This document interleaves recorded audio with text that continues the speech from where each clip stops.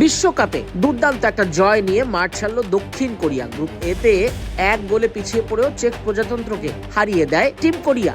গুয়াদালাহারায় অনুষ্ঠিত ম্যাচে দক্ষিণ কোরিয়ার সমর্থকদের পাশাপাশি স্থানীয় মেক্সিকান দর্শকদেরও এই জয়ে উচ্ছ্বাস প্রকাশ করতে দেখা যায়। মেক্সিকোর সঙ্গে সমান 3 পয়েন্ট নিয়ে গ্রুপের শীর্ষে উঠেছে দক্ষিণ কোরিয়া। ম্যাচে প্রথমে এগিয়ে যায় চেক প্রজাতন্ত্র। ইউরোপিয়ান দলটার আধিপত্যে দারুণ এক হেডারে গোল করেন লাদিস্লাভ ক্রেইচি, তবে বেশিক্ষণ সেটা স্থায়ী হয়নি। দক্ষিণ কোরিয়া সমতায় চলে আসে। হোয়াং ইন বম জয়সূচক গোলেরও যোগান দেন এদিন। তার বাড়ানো বল থেকে বদলি হিসেবে নামা ও হিউন গু দলের জয়ে গোলটি করেন। ম্যাচের শুরুতে দক্ষিণ কোরিয়ার অধিনায়ক সন হিউং মিন একের পর এক সুযোগ পেলেও গোলের দেখা পাননি। প্রথমার্ধেই 5টা সুযোগ নষ্ট করেন সন হিউং। ফলে জাতীয় দলের সর্বকালের সর্বোচ্চ গোলদাতার রেকর্ড ছোঁয়ার পথে এখনো 2 গোলে পিছিয়ে রইলেন 56 গোল করা এই তারকা ফরওয়ার্ড। প্রথমার্ধ গোলশূন্য শেষ হলেও বিরতির পর ম্যাচ জমে ওঠে।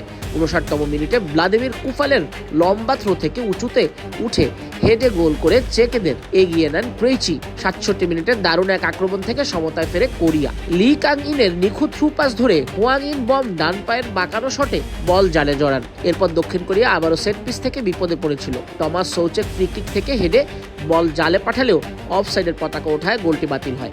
শেষ পর্যন্ত ও হিউনগুর জয়সূচক গোলে 2-1 ব্যবধানে জয় নিশ্চিত করে দক্ষিণ আফ্রিকা। আর 20 বছর পর বিশ্বকাপের মঞ্চে ফেরা চেক প্রজাতন্ত্রকে মাঠ ছাড়তে হয় পরাজয়ের হতাশা নিয়ে। দক্ষিণ কোরিয়া তাদের পরবর্তী ম্যাচে 18 জুন স্বাগতিক মেক্সিকোর মুখোমুখি হবে।